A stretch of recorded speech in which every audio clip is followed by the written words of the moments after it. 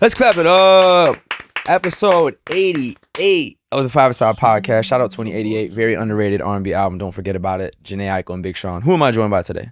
What's going on, guys? Seb. Yo, it's Josh. Yes, sir. Gabriel. Kendrick. Lot to get to today. It is a summer of soccer in the United States of America. We got the Club World Cup going absolutely crazy. We got the Gold Cup going absolutely crazy. And we have our neighborhood going absolutely crazy here in New York City because we just came from the Steve Nash Showdown presented by Nike, which was a crazy, crazy event. Had a bunch of street ballers that were there, legends in the game, Edgar Davids, a few other guys from the Netherlands, former U.S. men's national team players, current U.S. women's national team players like Midge Purse, Crystal Dunn was in the building, Ali Krieger as well. Fire Ass DJ, just a lot going on. The beautiful new T90s. Thoughts on what it was like to kind of witness that, because I know none of us were at the ones back in like the mid 2010s and everything. So yeah. I thought it was super, super cool to see just that many people and just to see the neighborhood kind of come to find it who didn't really know what was going on, and then were able to stay, hear the music, see the footy. It was hosted by Steve Nash, two-time NBA MVP. There's some other NBA hoopers there. So for me, it was super dope getting to meet Steve Nash and all that. But yeah, I mean, it was definitely just like a highlight of what it means to live in New York. Literally. Like on a random Tuesday after work, like in my work clothes, I'm pulling up on Steve Nash and freaking Edgar Charlie Davis. Edgar Davis, Charlie, Sasha, Bradley Wright Phillips. Yeah. The dude that plays for the Miami Heat. Yeah, Josh Richardson. Josh Richardson. Cam Johnson from the Nets was there. Kevin Love was there. NBA champion too. The previous Greg Oden was in the Oden was in the building. Taylor Rooks, my sports reporting GOAT, was there. Yeah. Just an insane group of people. Josie Altidore, who's just like cooling and calm and chilling. Yeah, mad cool stuff. Bro. Moose had his phone. Yep, Moose had his phone for about an hour. He was like, "Yo, I have Josie Altidore's phone. I don't know what to do with it." I'm like, "Well, you should probably find Josie." But what a life. He was very excited. Yeah, shout out Josie. He showed some love, so we got to tap in with him for sure. But just a dope event to be part of. And shout out Victoria Ranieri, who's currently going viral for absolutely dropping Edgar Davis, 13-year-old futsal baller. U.S. Women's National Team will be seeing her one day. I believe she's already been in some youth camps. She was wilding out. Yeah. Ridiculous. The youth that was on this they were actually OD. Like the youth showcase for that first hour. Yes. Like just hella megs, hella flicks, hella volleys, hella goals. Like, and then I missed the part where they played against the legends, but I assume that was crazy too. Yeah. And then she came back another time and she was doing like double tap. She started getting like in her ISO mood. I said, yo, she's different. 13. Crazy. It was mad funny watching Edgar because he just like has such uncle. Yeah, first of all, he pulled up with the goggles, with the pants. He pulled up with the pants underneath the shorts. I'm like, bro, it's already hot outside. Yeah, what's going on? It was actually 100 and humid for those who don't know about the weather. He was just playing like mad aggressive. Yeah, he was pushing people. Like he was not playing around. So, but that was mad cool to see. I was like, this is somebody's uncles, bro. Yeah, like legends, but there's some of these uncles at the same time. And for him to be part of the original T90 campaigns way back in the day, and then to be there for this kind of rebirth of it, it is a very cool nostalgic moment for a lot of people in the crowd too. So the T90 silhouette is fucking amazing. Shout out Head of State as well for designing some of the special edition ones that were there too. Yeah, so that was fire. That's a beautiful jersey. I'm excited for them to really like put that collection out. Yeah, and they need it too, bro, because Adidas has been cooking with the nostalgia for quite some time. All the recent Predator stuff, the F50s, using the old Adidas originals on like the Madrid kit, the Juve kit, and all that. So I think it's really good for Nike to have this push for sure. But yeah, as we just mentioned, the Club World Cup is going on right now in the U.S., which has been quite the tournament. Seb has been able to witness a few of the games so far. So if you want to talk a little bit about that, and then we can kind of give our outside opinion so far on the tournament. Because there's just a lot of narratives going on right now, a lot of different nationalities involved. You have teams in the middle of their season, teams ending their season, Star Boys in the making and everything. So what was it like for you for the games you went to? I know you did some really cool stuff in DC and Miami. So I've had the opportunity to go to a lot of games involving clubs from Africa, and clubs from Africa and South America. I got to see, so the clubs that I've gotten to see are Juventus, Al Ain, Bayern, Boca Juniors, Wydad, Casablanca, and it's been really cool because, at least from my perspective, what I'll say, and I'll say this straight to the camera, like I think the initial beginnings and like the lead up to the Club World Cup expose what I'll say is like a lack of curiosity from European football fans that exists in the rest of the world. Interesting. Like a great way to put it. fans who like teams from Egypt or who are Egyptian or Moroccan or Brazilian or Argentinian, they're curious about their level of soccer and how it will do on a global stage. Even MLS. Even MLS, Yeah. exactly. Whereas Europeans, I think, are very secure in how their soccer is. Yeah. And so they don't have the curiosity of like, oh, I wonder how my team would do against the best team in Brazil. Because they don't really have that need to be curious about it. However, we've seen that actually the European leagues can be knocked down a peg. So, for example, a lot of the Portuguese teams, which we regard as a top 6 or top 7 league normally, Porto's out. Yep, they're out. Porto had a really tough time against Palmeiras, and they had a really tough time against Al Ahly. 4-4. Thriller, but to take 4 goals from a team in Africa shows the level of Porto being one of the best clubs in Portugal compared to the level of one of the best clubs in Egypt and in Africa in general. Atletico is out. Atletico's out. Atletico's They out. did get 6 points, but still out. Doesn't matter. Goal difference. Yep. Botafogo went through. I'm happy. I love it. Flamengo beat Chelsea. Yeah. Yes. Which wasn't a surprise. And topped the group. Which wasn't a surprise to Chelsea fans, by the way. Yeah. Still, if you look at the squad value on Chelsea, the wages on it's Chelsea, like $1 billion. Actually, compared to Flamengo. Chelsea fans, we know we're shit right now. So, anyway, what the Club World Cup has been able to show is that for real football fans who are just kind of curious about what sports would look like, and I think growing up, and even on podcasts, we have conversations all the time. What league is better? Yeah. What team is better? How would this team do if they played against this team? Or how would this league do if they were actually in this? How would the best Brazilian team do if they played in France?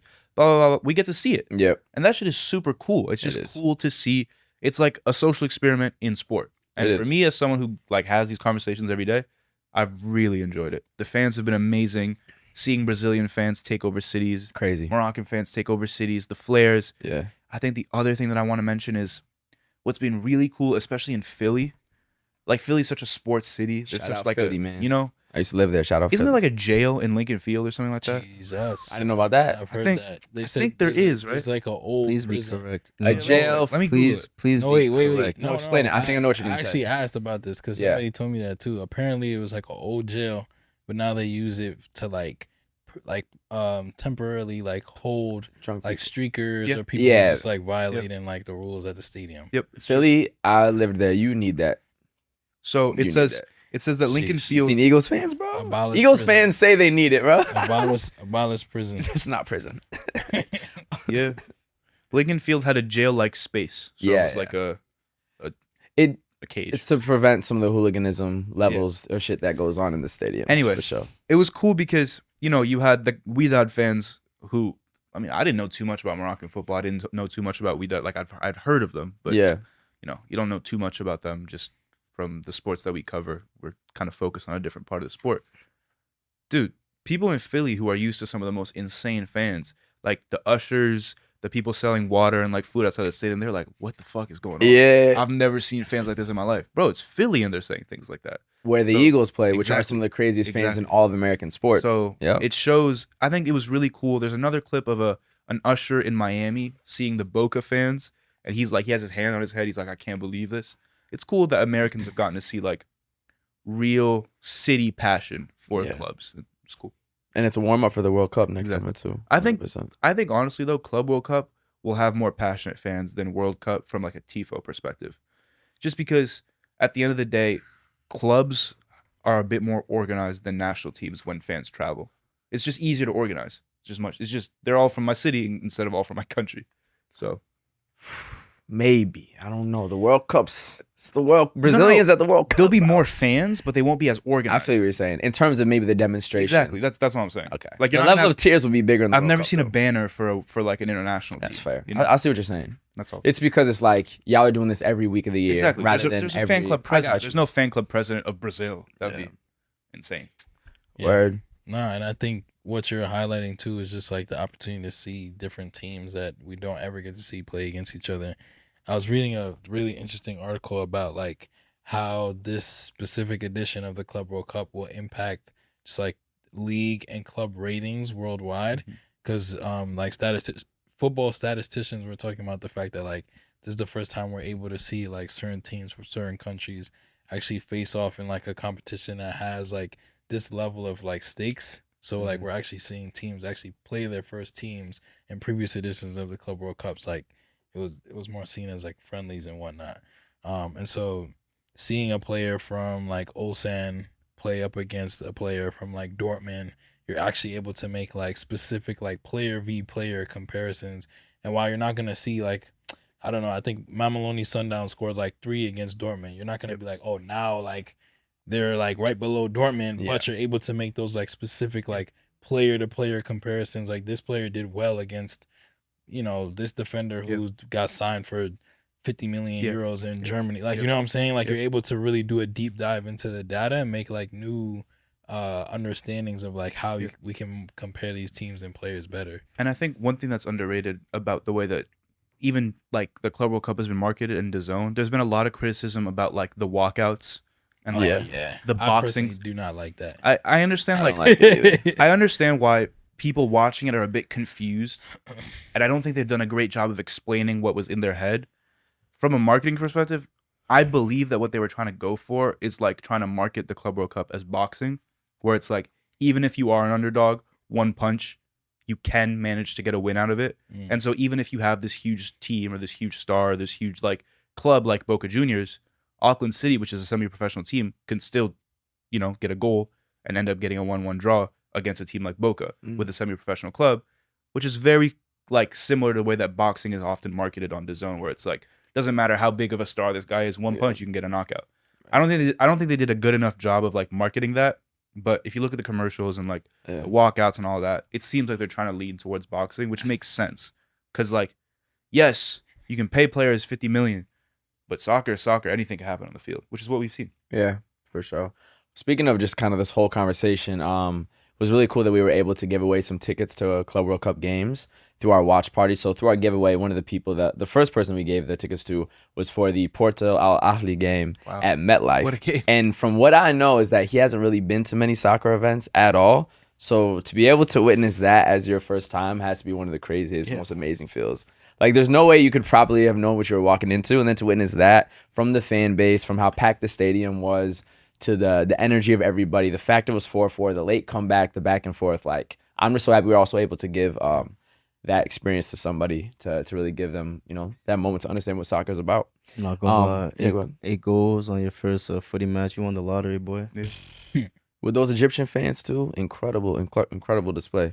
One thing I do want to talk about, or curious to get your take on too, is some of the attendance issues that have been part of the Club World Cup.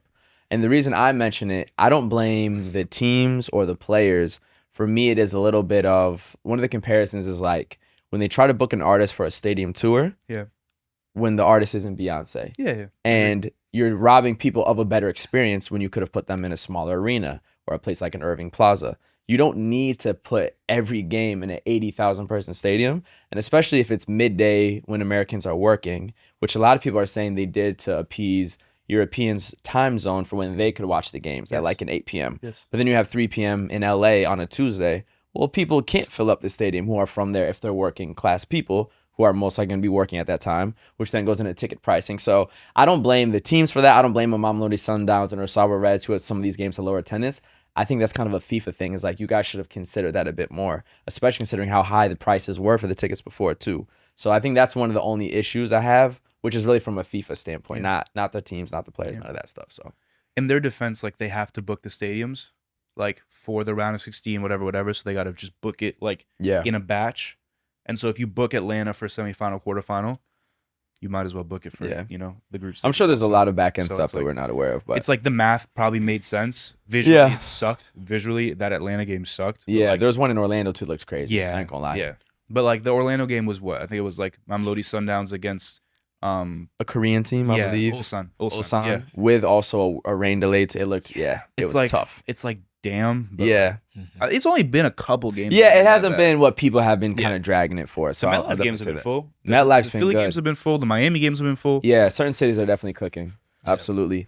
Another perspective on this is we're talking about kind of those player comparisons, but a lot of people back to the European fan base see this as a preseason tournament and see this as the European teams not taking it seriously. So curious y'all thoughts on that, and also then is the narrative of mostly through the narrative of player fatigue, with the fact that this is coming after, let's say, 65 games, and Brazil is mid-season, mid-form, ready to go. And I think that is an important notion as well. I think it is a myth that has been busted though, because I remember seeing a stat. I'm gonna fuck up the numbers, but it was something with like within the last 6 months, like European, like the European teams in the tournament have played like 50 some games or something, but the Brazilian league, since they like are in a league and just finished like last season, have actually played like 20 more games, and so like they should be more fatigued, but they come out and bring more energy. And so I think part of it, honestly, like watching the European teams, it feels like they aren't playing at like 100% at times, at least like the British teams. Yeah. But it doesn't, I don't think it's like a fatigue thing. I think it's kind of a like, oh, like we're better. Like even watching Chelsea last night against Tunis, it was like, and they won late, right? They won like 3-0, but they scored like late, right? 3 goals in like like a congested amount of time. The first half they were kind of just like kicking it around, and it was like, all right, like it doesn't seem like, it seems like in certain situations like teams just aren't coming out and giving it their all because they're kind of like, oh, we're Chelsea, or like we're Man City, or like obviously PSG wasn't funking around in their opener. Yeah, but then they lost to Botafogo. Yeah. I mean, Bayern when they played. Oh, Bayern, yeah. I mean, semi-pro team, but yeah, for sure. But hey, 1-1 against Boca.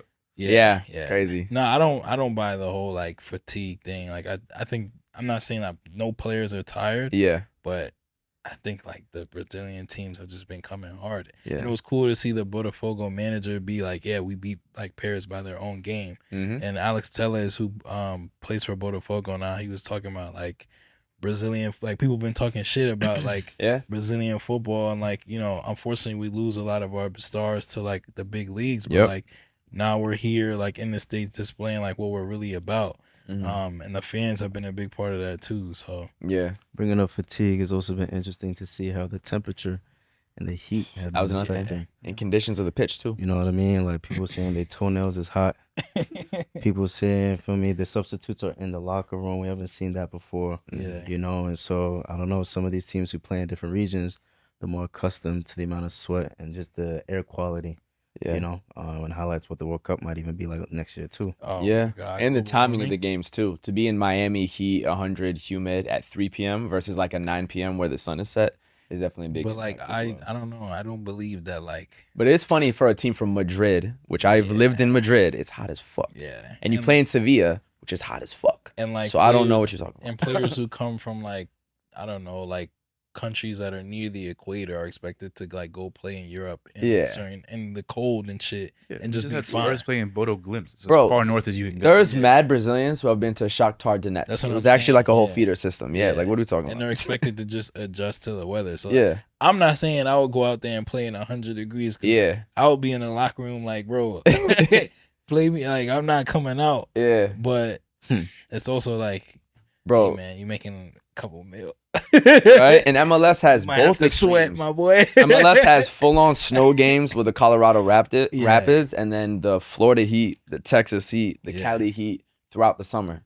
So it's like being a footballer not easy. That's a fact though. Rough, bro. My only concern though is if players do truly feel physically fatigued and like this is too much for my body. Atletico Madrid boy said he can't slow down. Imagine saying you can't slow down. You have to tell the story, bro. You have to tell.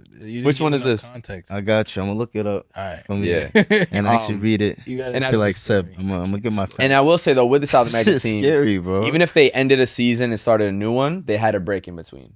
And also mentally, it's very different to your entire footballing professional career. This is the end of your season, and now you have to mentally prepare yourself to compete in a tournament. That's never happened to you before within a club landscape. I don't know. So there's also a mental fatigue. But that's what you. It's not an excuse, but it is real. That's it's not the same. Why? Because it's a brand new tournament that was just made up, which is a fact. But at the end of the day, you're just playing footy.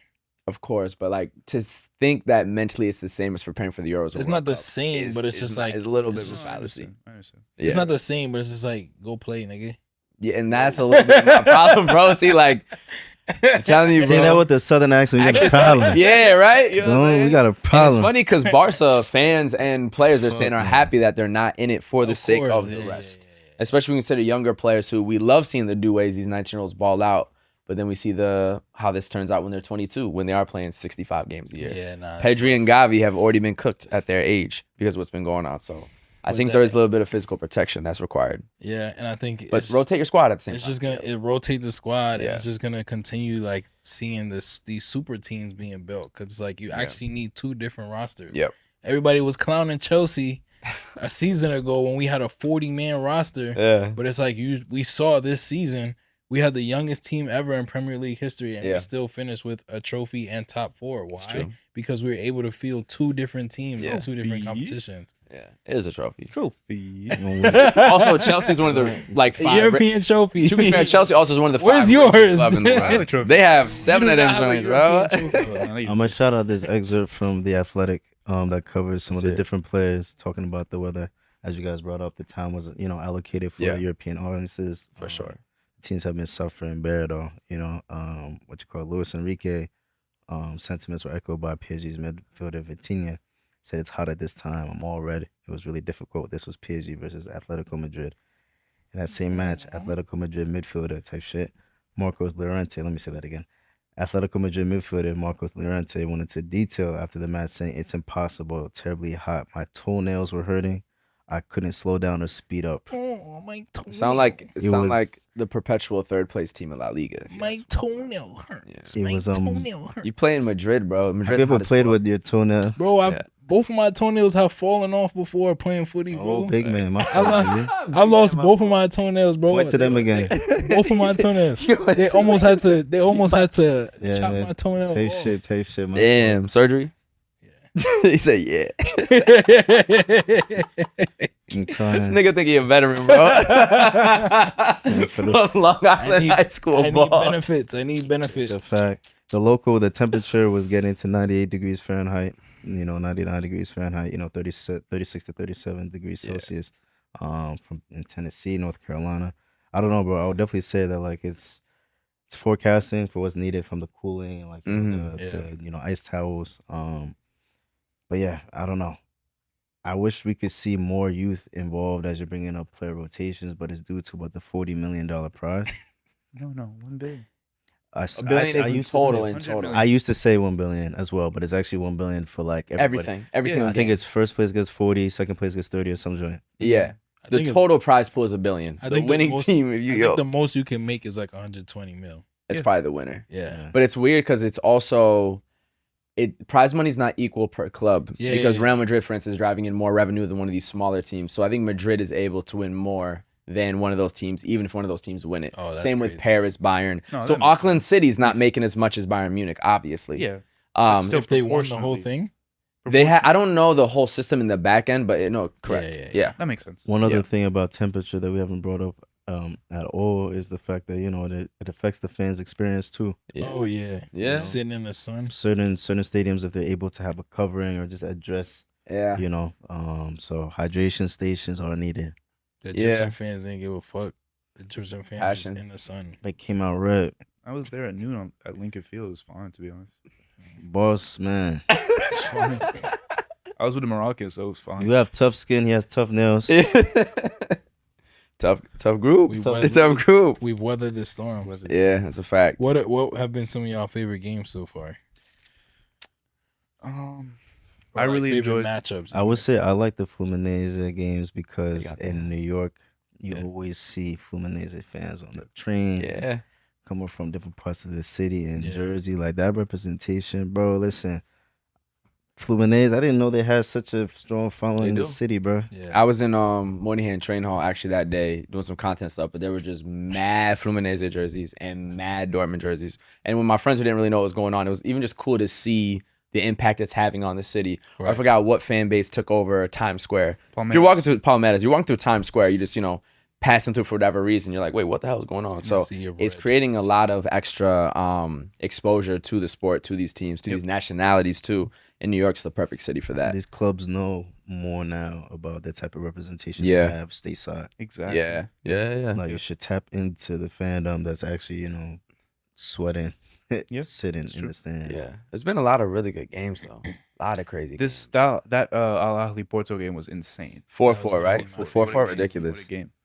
The Boca Bayern game was really fun to be at. 1-0 Really cool. 2-1. or 2-1. I knew It was really good. Yeah. Really fun to be at. We got a shout out before you move on from Porto Al Ahly. The forward for Al Ahly, I think his name is Abu Ali. Yes. He's a Palestinian. Yep. And he scored the perfect hat trick in that game, scoring with his left, his right, and a header. And he had like a pretty emotional like post game. He won man of the match, obviously, or superior player of the match. I don't know where that wording comes from, but yeah. And he had a pretty emotional speech afterwards, just talking about like the support that like people of Egypt has had for like the club, all traveling from North Africa all the way to New York and the East Coast to support the team. Like I don't think people have like appreciated that aspect of the tournament enough. Like just the fans. The actual travel that the fans have endured. And it kind of seems like like you were talking about before, the superiority complex. If you're a fan of like a Chelsea or whatever, like you just expect fans to like pop up wherever all over the world, but to see teams from like all these like smaller footballing nations actually like come out in the thousands in like New Jersey or like Philly, Charlotte and Philly, and like not traditionally like what big football cities or whatever. It's like, damn. Highlighting that as well. You don't even see people that are just aligned to the club. You see more so even nations. Like one of my guys been going to the games out in MetLife, and he was saying how there's this one fan who was wild and he had a baby that he brought. Yeah. And every time they did something, taking the baby doing something, but he was saying more so like, went up to him, he was like, yo, like, are you actually a fan of this team? It was either Fluminense playing or Palmeiras. He's a Corinthians fan. Yeah. But he's like, listen, Nationality, Brazil still, I don't see my teams in the league that I support play. So don't be swinging your baby at the games, but you know what I mean? Yeah. That's for sure. I think that's just to kind of close it all off. That is probably the best part of this Club World Cup has been the fan experience. Yeah. Seeing the passion of the different nationalities. Speaking of Palestine and speaking of political things, we do have to talk about how this is a little bit of sports washing for America, because Donald Trump brought out the Juve squad. That was in DC actually. In DC while you were there the same day. I was doing a thing with them. We got to go to the White House. He quite literally brought the Juve team into the Oval Office while talking about Iran, and we all know what's going on with that situation now. Yeah. And that is one of the most dystopian sports things I've ever seen in the modern times. That was insane. Wait, I don't know if y'all have any specific thoughts on that, but that was just the crazy shit. What was the reason they were there? It's unclear.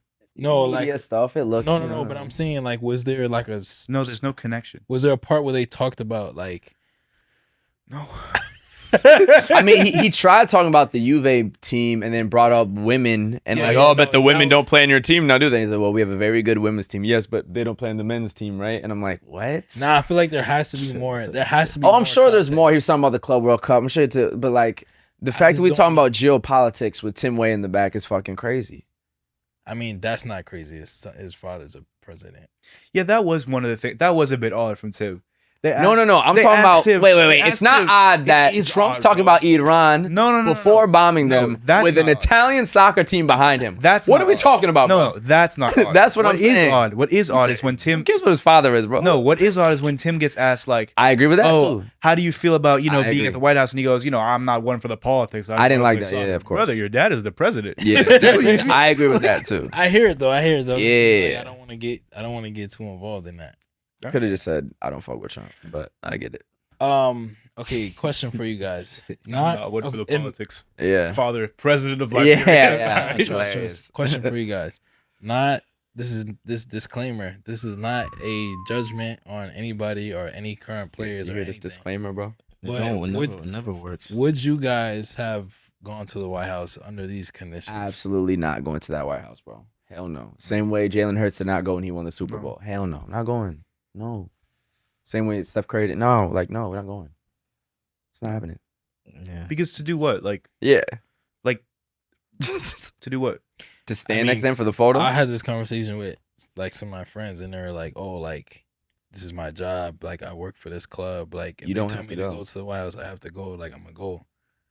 But you don't have to. They're basically saying like, oh, like I'm not gonna risk like my relationship with the club or relationship with certain people by like making a fuss. Like I'm gonna just go. What I think it's, how do I phrase this well? The question you're asking at the end of the day, like the question under the question should be, by not going, what are you saying? In your hypothetical, guess. how much Do you get my autonomy do we question? have? Like, We don't know. is it like? Are you asking me a hypothetical in the sense that I'm just a player who's contractually obligated to go, or Huh? I have the choice? Do I have the choice, or am I contractually obligated I mean, to go? you're not you're a contractually human with obligated, you're a human with free human will. So in a sense, like you can say no to whatever. Yeah.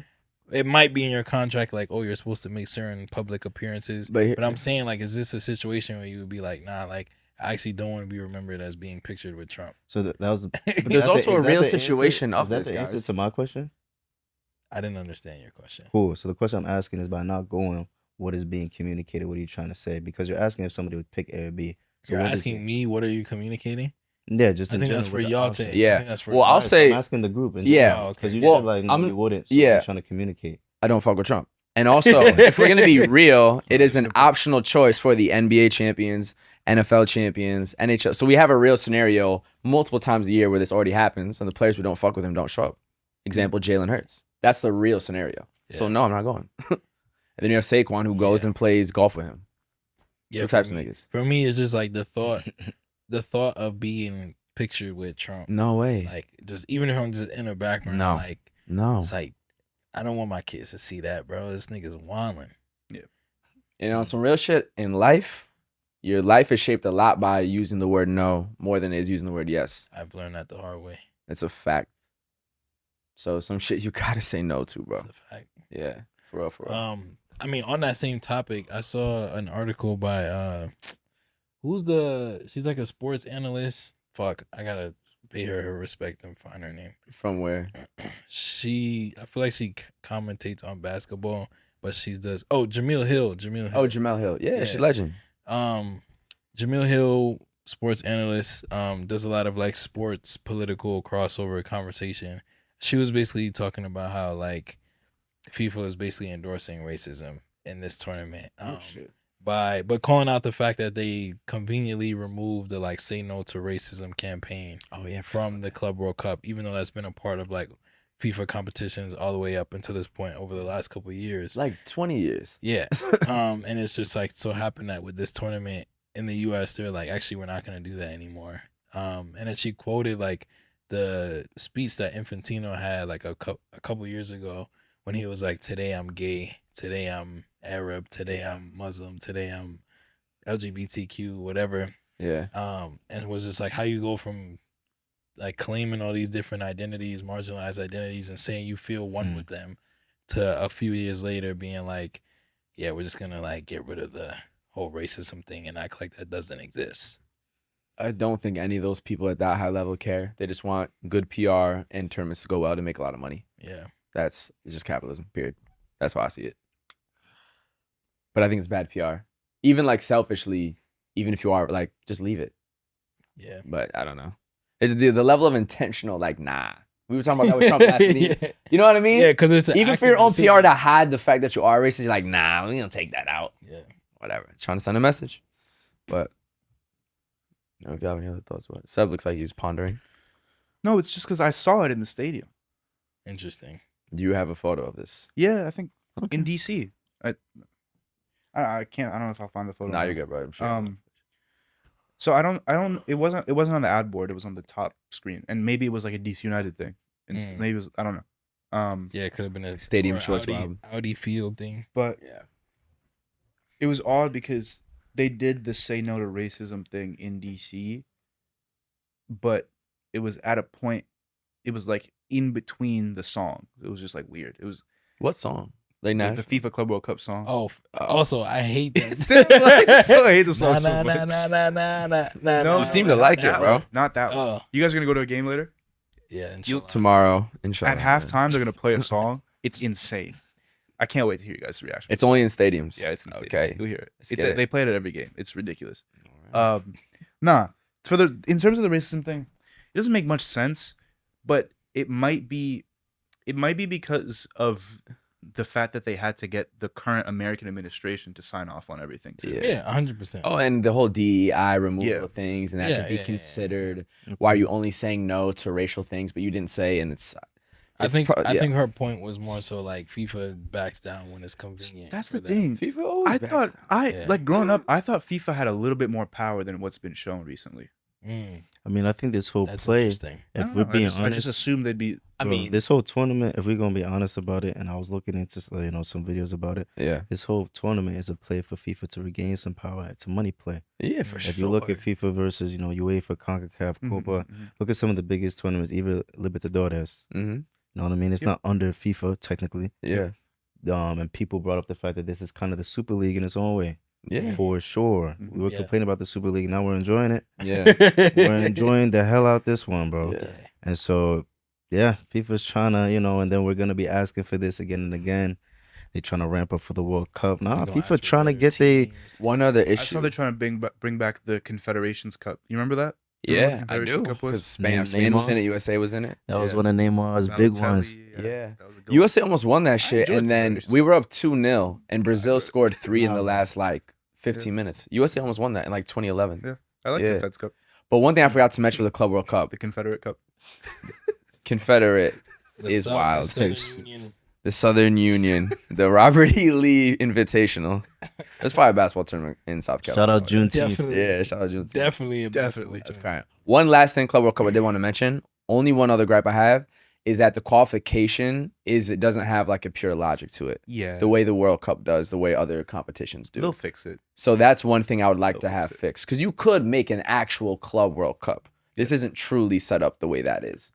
For instance, in UEFA or whatever, you don't get rewarded for winning a trophy 4 years ago to then be brought to it. It's just its own separate qualification. It's hard though. It is just clout, and money. It's hard though because I know there's not too many games. Each league has their own way of determining a winner and point systems. I think they could at least do the top teams in a country. But what is the top team? Inter Miami technically was not the top exactly, team. And a lot of people think they should not have been there. Yeah. Same people thought that's Liverpool what I'm should have been saying. there. But by MLS standards, they won the Supporter Shield.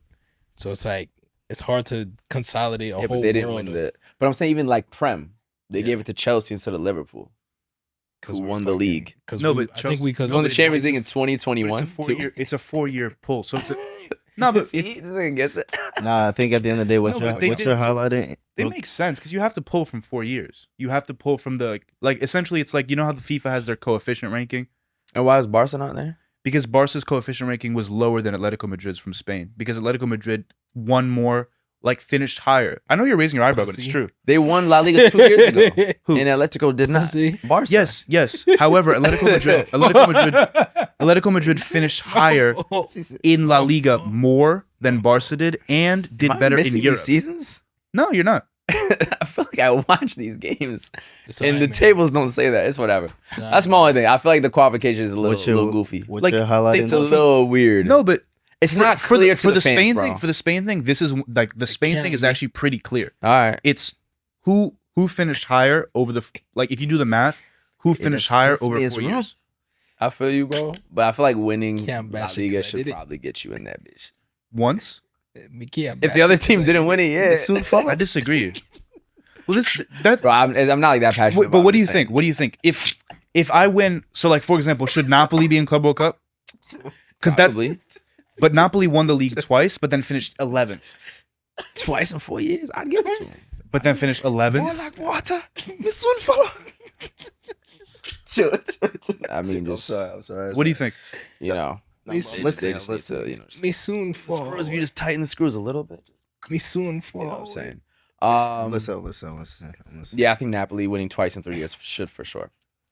But I get But that they finished this year it's too 11th. late. This year is too late. So actually, you can't count the most recent year. It has to Yeah. be the years before that. I understand that. I don't know. I feel like it's just not clear logic to fans either. It's definitely not. You don't know why certain teams are there. I mean, to be now fair. moving what I'm on saying? to the next Club World Cup, I'm sure that they shouldn't. we're gonna be watching it closer, Yeah. because now we know what the tournament is. Before this, we didn't really know what was at stake. We didn't really It's understand like it. a Nations League. Now which is people are also gonna confusing. every Facts. 4-3-3 and overtime and Yeah. BR football. They're gonna be Five-star posting. media. Yeah. We're all gonna be posting all right, this team is this much closer to getting to the Club World Cup. Yeah. This team needs, and so we're gonna have a more clear understanding. Whereas It's interesting. 4 years prior, we didn't really know what you needed to What do. you're highlighting would have made sense for this one if it was basically it would be the Champions League qualifiers for each league, damn near. Type vibe, yeah. For I mean, that's what the Club World Cup used to be. Simply put, the winners of each continental championship. how many teams used to be in that joint? 8. Yeah, 8 or to 7. 32. And then you get a bye. That's the other thing. Didn't need to be 32. But we'll see. I'm not mad at it. I'm Who's happy. gonna win it? This year. Yeah, facts. Probably Man City. Really? Depth wise. Also something to prove, kind of. I could see City. I could see Madrid. I could see Paris. Just the fact that they want to prove that they're the best heading into next season too, even though they don't need to prove anything.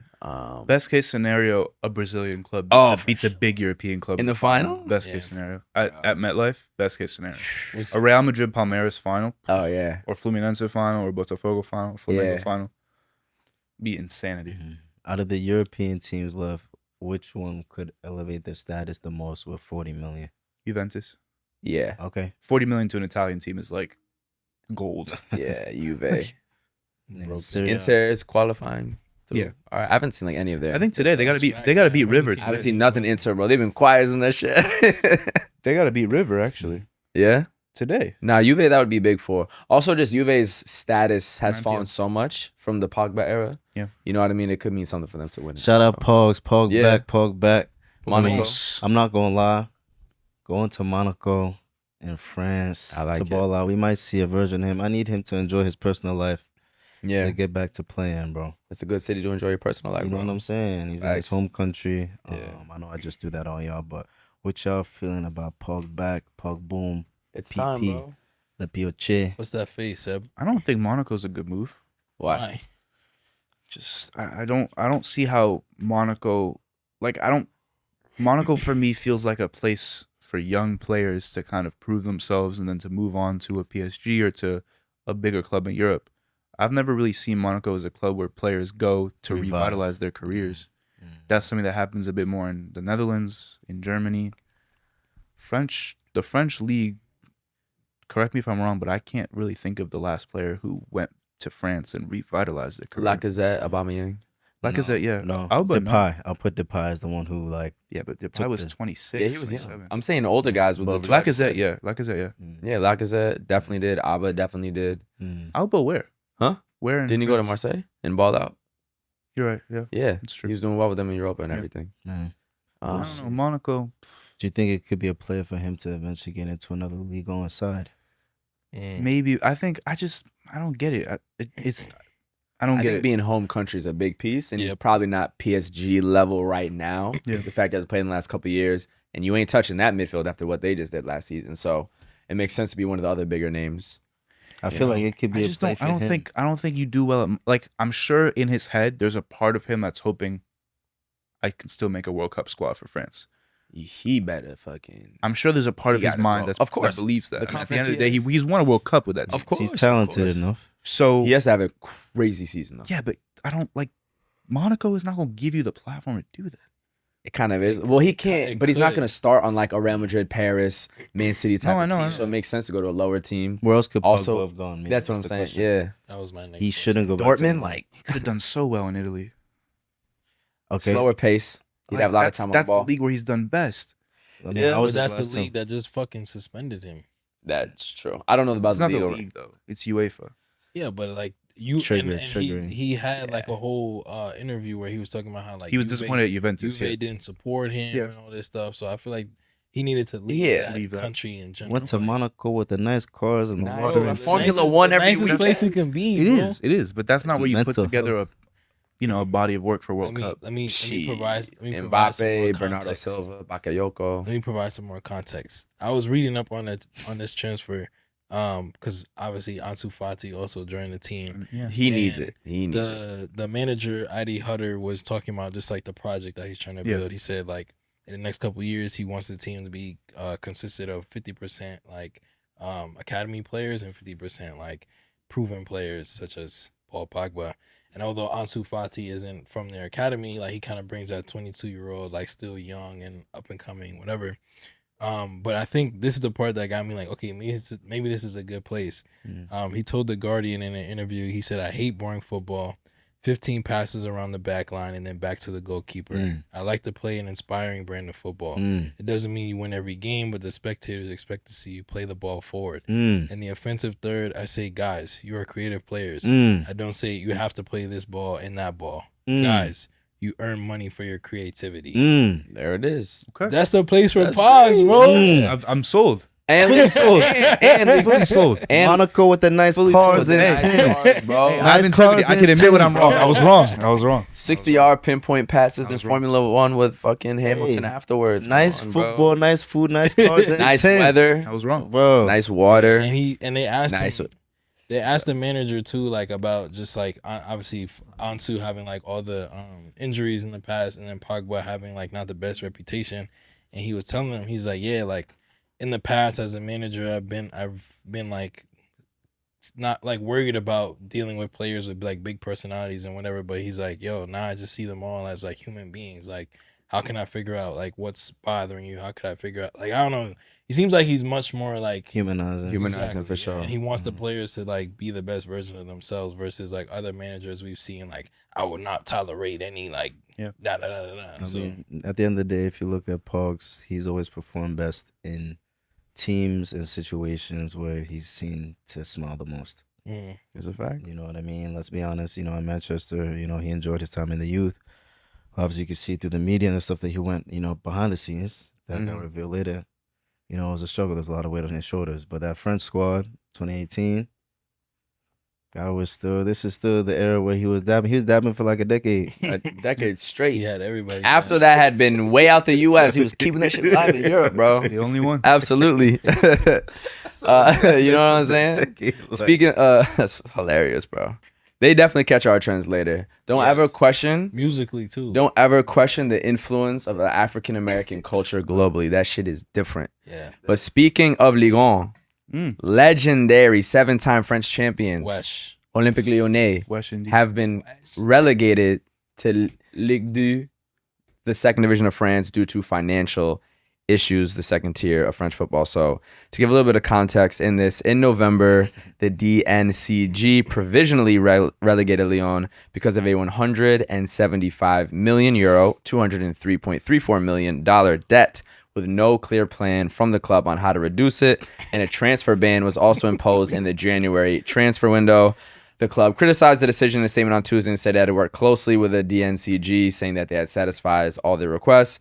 Olympique Lyonnais takes note of the incomprehensible decision handed down by the DNCG this evening and confirms that it will appeal immediately. So they do have an opportunity to appeal this relegation, but it is because of financial issues. And this decision also comes one day after Premier League side Crystal Palace announced that the New York Jets owner, Woody Johnson, signed a legally binding contract to buy Textor's shares. Textor sold his 43% stake in the London club for $254 million, which is the same football ownership group that is involved with Olympique Lyon. So just quite a financial fiasco in France. Sorry, the guy who bought Crystal Palace also owned Lyon? Yes. So if I go into more detail here, they say... Huh? Okay, so what that's highlighting is that the guy who has just had a club get relegated under his watch that he owns just went and bought another club. No. I think they had that ownership group already had stake in Crystal Palace. I don't think it was like after getting regulated. So Lyon said that thanks to the equity contributions from our shareholders and the sale of Crystal Palace, they sold Crystal Palace. Oh, so the guy who owns Lyon sold his shares. Our cash position has improved considerably, and we have more than sufficient resources for the 25-26 They're trying to be like, this is so fucking crazy that they banished us. Look at all the things that were said. We sold Crystal Palace. We sold Turkey. We like did all these things. Like, like we're in a better position now. And in October, Textor's Eagle Football Group, the same one, revealed debts totaling around $574.85 million, raising concerns about the French club's overall financial stability. So just some of the kind of the business of football vibes in the back end there. But Lyon to be relegated is pretty insane for France, bro. Yeah. I hope that they can figure it out. Yeah. I remember back when Benz was the young boy there, they won like 6 in a row. Like Lyon was the status, the pure, you know what I mean? They were the top of going crazy. One of the best free kick takers of all time. Like goal meets and all that, bro. So imagining them relegated is just crazy. This is a rough season. They had that crazy comeback against Man United. They had the perfect setup to win the Euros. Yeah. Europa League. Europa League. Beat Man United and then beat either Spurs or Bodo Glimt. And it was that was what they were looking at. Yeah. Up 3 goals in extra time. 5 minutes left. Yeah. So and then they get relegated. And they lost Ryan Cherky for only $30 million. Yeah. That's my thing. I know they had to sell him because of all these financial issues. you could have tried to force a club to spend more. But maybe the other clubs are like, nah, but we know you need it. So now what? They're doing business with Manchester City that should be in the second league as well. Yeah. City should be in What is that Lyon's- trial? 115? Yeah, It's in 30-35. Yeah, it's definitely in 30-35. When is the 115 man? charges. Yeah, 115, bro. I mean, if anything, it should This be is crazy. it should be like a scary sight for them. Like, hey, like this could actually really be. You saying for Man City? Yeah, Yeah. it should be. Y'all think that's ever gonna happen though? No. Yeah, it's still pending. It's still pending. I It's think in so. the- I it's think in the- City's fine. It's in the courts. You see how Syria are moving with Yeah, big Yeah, mob, big nah. mafia. I think, Big bull spaghetti, bro. It's the same. No. On some real shit, it's the same thing as Young Thug, bro. They had a RICO against them for like 15 years. When they take longer to build up their case, Yeah, it means they're really about to come down on you, bro. and Thug's free. Yeah. You could use like a mob Bro, but he example. still got locked. What do you mean? Nah, I feel you. Well, he didn't was get locked prison. yeah, he was in jail for 2 years. Jail, but not prison. He was locked up for 2 years, nigga. Yeah, but that's If for the he didn't- trial. Bro, if they didn't build He never got sentenced to prison time. I went to which is the school for this. conviction. I went I'm to school for saying if this. they didn't build up the same level of case, he would have got. course. They would have released him much earlier. He Of was in course. 2 years because it was like, nah, nigga, like look at all the shit we have built against him. We have to meet again next Monday Word. to talk about it, and then meet again next Monday. And now he at music festivals. I'm sure. I mean, Man City will come back. I'm just Yeah. saying they might get We'll see. fucked. Hey, man. Know what I'm saying? Free Tug. Freedom, free people. Free them. Don't Oh, free yeah. Man City though. And we Lock them up. got some time to do the Juneteenth edition of Ink Footy real Let's quick. do it, bro. You right. got the ink on. You got the ink out right now. Know what I'm saying? Mhm. It's hot. There's a heat wave going on. Literally. I'm going to text these photos to y'all real quick. Absolutely. They're already in the chat, right? Yeah, let me introduce it well. So we're here with another edition of Guess the Ink here Yes, with sir. Ink Footy. You know what I'm Alright. saying with Favi and the guys. You know, Juneteenth edition. I love it. We're gonna be identifying the footballer based on the tattoos, but more so even highlighting the black historical figures Ooh. on these ballers. Can I ring off some names that I'm saying? So my thing is, which picture y'all want to start with first? Let's start with the first one. Let's just go in the order that you sent. Okay, first off, if you could put at the Bruh. top, the player who y'all think it is, I can't see shit. of And course. we're gonna number I gotta it. look at the skin tone of Let's the do it face one over by here. one. Yeah, facts. The first one that I sent, Just put like who we think it is. who we think it is, and then list the Holy black historical figures. That we see. List the That's going to. figures. Can I say it? Because that's going to take mad long to Yeah, write yeah, out. facts. So what I see, Like write down the who it is. I got the name of the person. So just to list some names, we'll put this image up there. It's a fact. We got Malcolm X, Martin Luther King Jr., Nelson Mandela, Rosa Parks, Bob Marley, This Huey nigga is P. doing Huey the most. P. Newton, founder of the Black Panther Ooh. Party. For those of y'all who don't know, Ooh. I'm out here. Muhammad Ali, formerly known as Cassius Clay, and not just a picture of Muhammad Ali. Below is his Rumble in the Jungle iconic photo over Sonny Liston. Stop playing with me, gang. I really know my Black history. We also got more Black Panther Party. got this though. You feel me? I see. Okay, that's Yo, more shout Rosa. out Gabe, man. It'll be Yeah, nuts bro. if this isn't an American. That's what I'm saying. And part of me bro. feels I like don't think it's not American. an American. I don't. This is a great. That's a great point. So I don't think it's an American. It's not. I think it's a Brit. Fair. Oh, Great shout. I know a Jamaican Brit who It's this giving could Jamaican be, Brit, right? but I don't know that nigga's name. But I don't know that nigga's name. But I put someone else a little more famous than that. Where you think he played? You could build two the I answer. know you're talking about. I can't give the answer. No. Wait, I mean, let's turn our boards. Yeah. Let's turn our boards. Okay, I'll give Let's it to turn our you. boards, It's yeah. a prem That's baller. incorrect. I know. Who is it? Nah, it's not. That's That's not the incorrect. price. He got a lion. Oh, I knew that. I'm fucking stupid. I know. I'm seeing the nigga's What's his face. name? That's what I was gonna say. It's a light skin. It's a light skinned Black Brit. Defoe black as you. Oh hell no, that's hilarious. Defoe's crazy. No, it's He not black Defoe. like you. You think it's somebody Defoe's else's name? crazy. You probably think it's somebody else's Yeah, name. yeah. No, Defoe's wild. It's all good. It's I'm all sorry, good. it's Chime alright. in. This nigga put. Memphis At least he's Depay. light Don't let skinned, him play, gang. man. At least he Am I light getting skinned. his name right? Hell no, it's not Lescott. Julian Lescott. I'm not getting his name right. I see Let's the got nigga's with face. with the toupee. Nah, I've got the name. Shout wrong. out Puma, bro. We saw him at the event. Yeah. He looked good. Yeah, I got you, bro. Like, Tell us, does it Josh, come tell on? us. Okay, fair. Is he a Jamaican? Andre Gray. That's Andre his Gray. name. I knew it. I knew it. See, but I was right about the Jamaican. I was- The I feel Jamaican. like Brit. everybody Yeah. seen the face. I feel seen like the everybody face for seen sure. the He face. playing on Leicester? Yo, Leicester, Yeah. Watford. Watford. But probably He probably played for Watford. No, because once I could see the little bit of bit, I was like, okay, that's a Jamaican Brit. Jamaican Brit. pieces. I just had to pause my but I That totally was- forgot that the was line. Good deduction, though. Like, Yeah, so- facts, Yeah, facts, yeah. the facts. conversation. The vibe was definitely Jamaican That was Brit. good deduction. I Alright, will let's get say just to break it down. Andre This one's Gray. kind of wild. Yo, for him to not be an American is It's interesting. bizarre. So hold on, real quick. I have Andre some Gray- bad news for the next one. But Hold on. Hold on. Andre Gray said it took six months to build that piece out. Oh, wow. You know, yeah, right. Bob Marley, Muhammad Ali, Nelson Mandela, and Marcus Garvey. I didn't. Hold on. Let me see if I can see Marcus. You know what I'm saying? Oh yeah. It's because He's the on- back. It's hard to He's on tell. his lower back. Yeah, lower left back. Bro. Damn So near no. on his cheek. But yeah, no, definitely a tough piece out there. Shout out to the Black historical It's actually figures. very beautiful. Yeah. At the end of the day, bro, it's like, bro, you see And the like, way it it's a just tasteful flows? way to do it too, because sometimes you put a person's face in your body, it can look insane. It's true. This looks good. Like the tattoo artist is actually fucking amazing. Yeah. It's a newspaper Yeah, aspect. like the way it What? fades. and That's stuff. why, It's a good set. and even just Oh. like the way it fades within the skin tone too, and everything. Like that's really good. It's true. Okay, so This next one is insane, bro. Wait, I have bad news, bro. we have Can I say something? Hold on. The I have a next feeling one. I know what you're gonna say. The next one. You know what I'm saying? We have. This is funny as fuck. I could give y'all a hint. If y'all want a hint, do y'all want a hint? Yeah. Okay, cool. This Wait. one, Wait. Okay, he's Brazilian. guys, I definitely looks from Brazil. absolutely was Brazilian. I had no question that they were maybe That wasn't a good hit. if it was another sport or just in You You general. guys guessed that too? Bro, only a Brazilian or a Dominican, but we're talking soccer, so it Yeah. want to be a Dominican for sure. Brazilian, Oh, yeah. dude. Black lives Okay, I matter. have bad news. Why is Michael Jordan taking a lefty jumper? Okay, so I got you. That was gonna be my question. Okay. So there was a time, I think there was one. Let me double check actually to answer that well. I hope that's not a mistake. I don't think it's a mistake. That's what I'm Like saying. he hurt his right wrist or something, and he shot the ball with his left. I think he also did it to fuck around and like I'm better than you. Vibes. That's what I'm saying. But let Yeah. me make sure I say it right. You got Kobe on it. The same. What's Okay. remember what I said about Muhammad Ali, the classic Rumble in the Jungle photo? It's the same one. The lean over. It's the same Muhammad Ali there. R.I.P. Kobe, of course. R.I.P. Pele. Yeah, no, I will say Michael Jordan, he did have moments where he did shoot a left-handed free throw. I believe it was against Atlanta.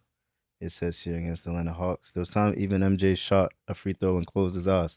Yeah, I'm I've saying. seen that too. Fact. So this is more so highlights his greatness. But if you could list or name the players you're saying, as well as who you think the player is. Yeah. Another hint, this guy's currently playing. Okay. Well, yeah, Kobe. He's Pele. been on the Wavy Footy page before, y'all. Yeah. Kobe, Muhammad That's Ali, not fair. Jordan, Pele. Fair. Yeah, everyone's on the way for the page. Joington, like, Black Lives Matter is at the top, right? Above Pele. yeah. It's got some Portuguese on the top left too. Mm-hmm. That's why I guess he was Brazilian. Nunca deixe de. It's not Vinny. I Never, wouldn't know. never forget where you come from. It's not Vinny. Things never Nah, forget where you he's come too from. light. He's too light to be Vinny. That's not Vinny. Vinny don't have No, back it's not. to I know. like that. Yeah. 3, Yeah, never forget where you come 2, from. right on your whiteboards and turn it around. I don't even know, gang. $1 million question. Guess the ink. Guess the ink. I guess have the no ink. idea. Because I'm thinking of someone who plays in Brazil right now. Does he play in Brazil? Nope. I don't know. Oh, he doesn't play in Brazil. Mm. I'm gonna put You Joel. and skin tones, man. I'm gonna put Joelington. It is a little bit of a deep fried photo though, so it's kind of hard to yeah, tell. fucking. Yeah, it's Right that on- 2012 filter. I'm gonna say Joelington. Type shit. Help me out, guys. Yeah. The Brazilian striker who plays for Brighton, Joao Joao Pedro. Pedro. Thank you. That's my guess. I know Low it's not key, him. Joelington is like akier than this, so it might not be him. My other guess would be Igor. I'm gonna put Cunha. I'll put Cunha. I'm gonna change it to Cunha. Yeah. He's a You good guys have guess. seen the guesses from Guess the Ink.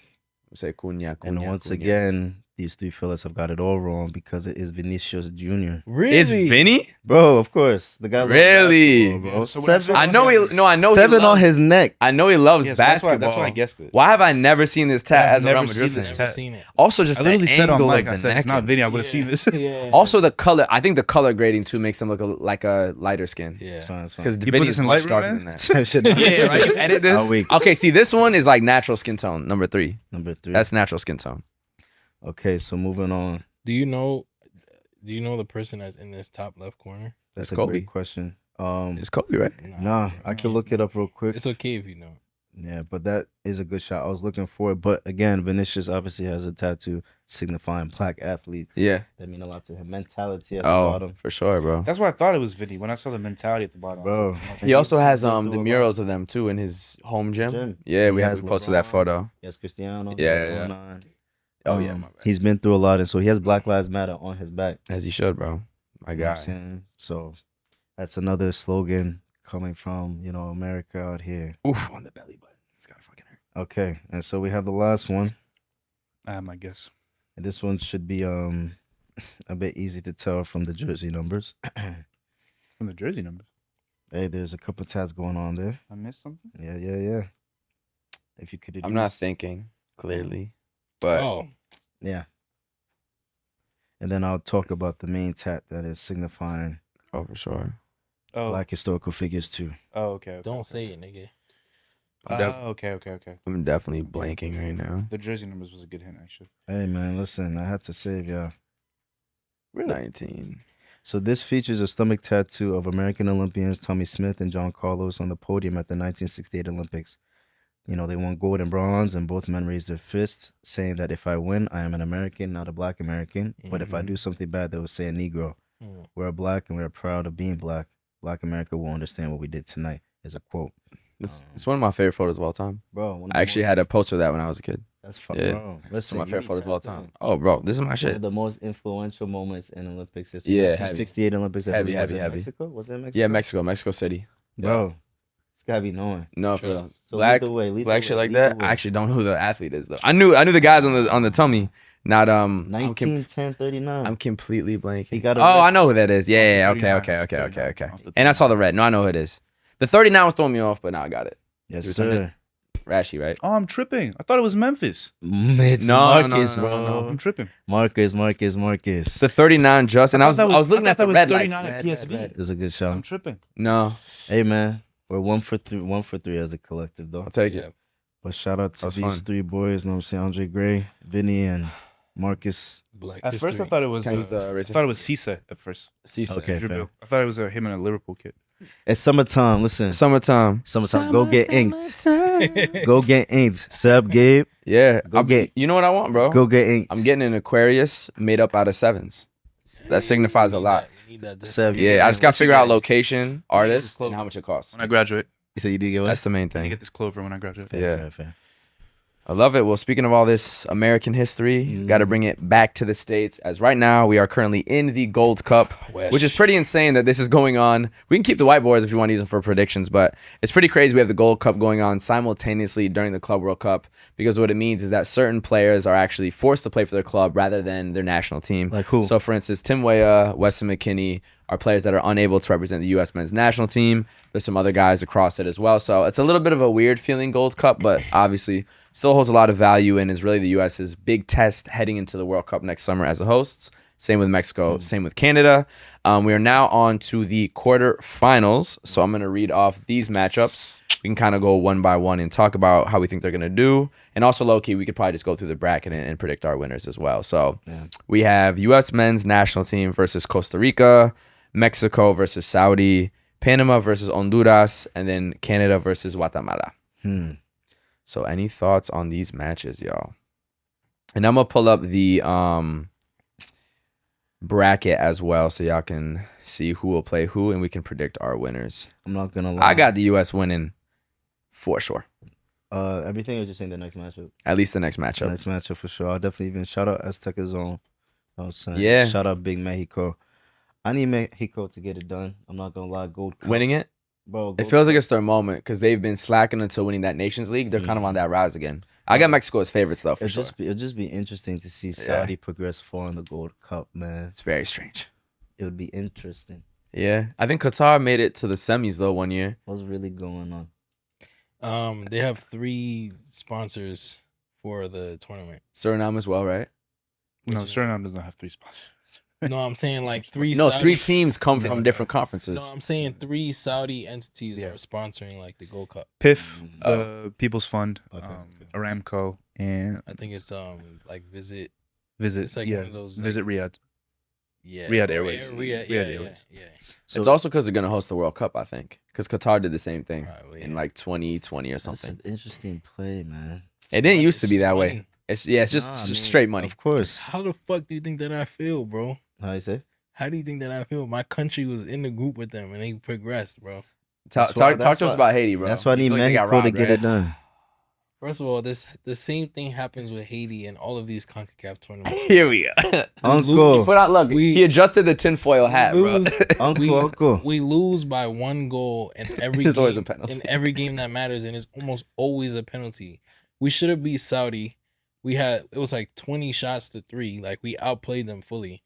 They get a penalty, win 1-0. Granted, we have troubles like Scoring finishing. goals, yeah. Yeah, which is important. Watch the game, bro. There's mad footage. 90 minutes in 4K. Like, Y'all gotta finish.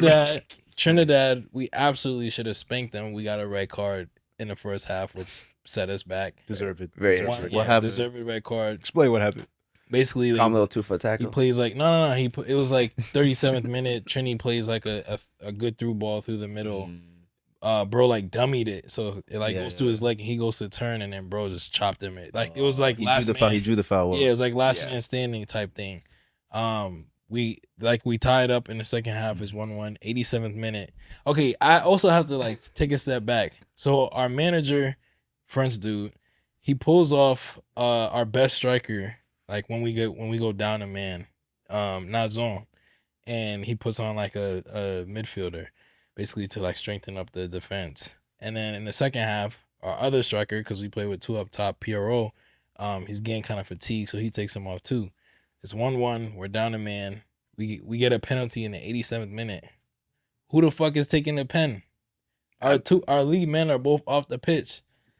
You should have a few more than 2 options to shoot penalties. Nah, I mean, yes, you have more options, but like those are like, yeah, the best ones. Nazon plays in and he plays for Athens, Okay, Athens. and PRO plays in the Super League in Turkey. Yeah. So those are like our 2 more like High highest profile yeah. players. They're both off the pitch. We get a penalty, bro. It doesn't even shoot. on target. Bro shoots it over the goal, bro, for the game winner. And that would have set us This up was the to go Trini through. game. Yeah. The shirt is heavy. The shirt is heavy. And then the U.S. was what, 1-0, 2-0? I think it was 2-0. 2-0, yeah. We played decent against the U.S. U.S. is having a good tournament, though. They got 9 points. They're doing what they got to do. So I'm very sad. I mean, like, we do this every time. We play very well. We have like trouble scoring in the final third. I don't know what it is. Like, do you see improvement though from what it was previous years for the men's team I specifically? feel like it's been relatively It's the same shit? consistent. Yeah, it's Okay. been relatively consistent. Like we have talented players. Yeah. Like if you go on our Instagram, you'll see all the like cool highlights and whatnot. We just like we can't, bro. Like I'm saying, that's my point. Like we play well. Ballers. We just don't finish. Yeah. But I did think it was interesting. One of the commentators made a very weird comment during the first game, Haiti versus Saudi Arabia. The manager, Sebastian Migne, his past like 5 assignments have been like very interesting. He's coached Congo, he's coached Kenya, he's coached Equatorial Guinea. Now he's coaching Haiti and one other team outside of that. But the commentator made like a weird quote about how like these are all countries that you wouldn't want to visit right now. Wow. Which I thought was an insane thing to like. He said that what part of the tournament he's saying that? Like during the first game of the tournament. He's saying like he's coaching He's teams saying that are he's dangerous basically talking about countries. how the manager is taking assignments in countries that like most folks wouldn't want to visit due to like conflict. What a brave guy he is. Yeah. It was a very insane. What was the question that was asked? What was the It wasn't- tone? He like was kind of jokingly like, Oh, that's these are all places that you wouldn't want to go right now. 'Cause I could And see then a the way other where- commentator was just kind of quiet. Yeah. And they changed the subject. Professional, yeah. But I mean, I did think it was interesting. Like I started reading up on that guy because I'm like, this is a like French dude who played like professionally for a couple years, but not for any like big clubs. And over the past like 10 years, he's been coaching like mostly African teams. And now he's coaching Haiti. And he kind of just in this interview that he gave, he was just talking about how like he wants to give like a country that is going through a lot a chance to like, I don't know, Compete. like rewrite Yeah. their history. That's dope. Haiti hasn't made the World Cup since 1974.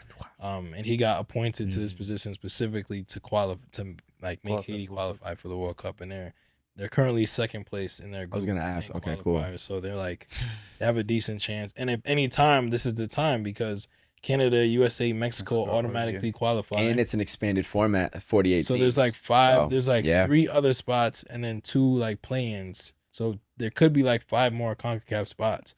So like I'm not This is low key our No, it opportunity. really is. Bro, high key, For I'm every not- country, actually. We Yeah. talked about this with Master in terms of what the expanded format's going to do for Africa as well. So Of course, bro. I'm Yeah. not gonna hold you. If you ever been to Labor Day Parade, the end of the parade, all the Haitian boys, Yeah, all yeah. the Haitian girls stack up. If Haiti makes the World Cup, it's lit. It's up. It's super up. What? it's just Brooklyn? the road's gonna break. Flatbush? The road's gonna break. Flatbush?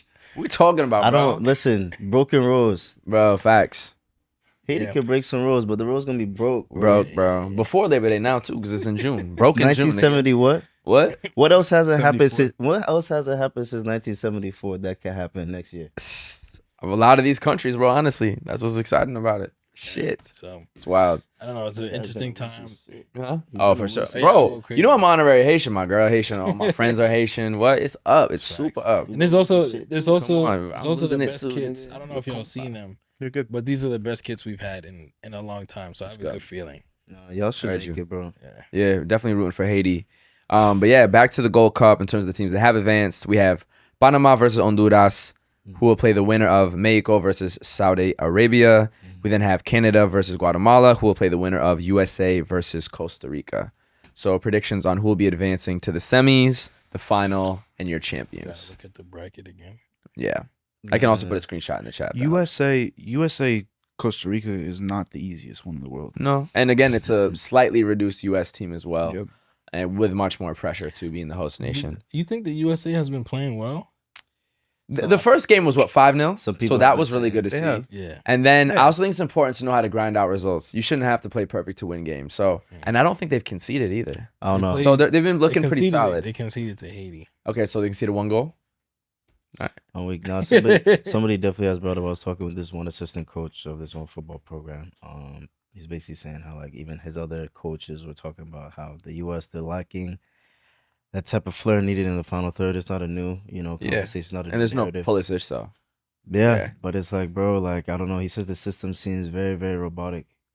Yeah, I don't know. I haven't watched any games in I, full. I, Yeah. I can't fully judge What are you national saying, teams too? without your best players that are healthy. No, right but now. I'm talking about the team that we have in front of us. Yeah. Is it I- robotic? I feel like they run out of ideas. Like, Yeah, mad yeah, fast. That's what he's saying. Like, I'm like, Make something happen. we're playing against, not even to clown my own country, but like, Yeah. compared to what we're about to be going up against in the World Cup, like, Mm, we should be handling these teams like, It's not that simple, though, because we kind of talked about how CONCACAF ball and AFCON ball, or Gold Cup and AFCON ball, are different from playing other teams around the yeah. world. And I'm not even saying Because like, sometimes the better teams play more open, more freely. They Sure, actually give yeah, you more yeah. space. Because some of these teams are just sitting. Like Saudi just sat.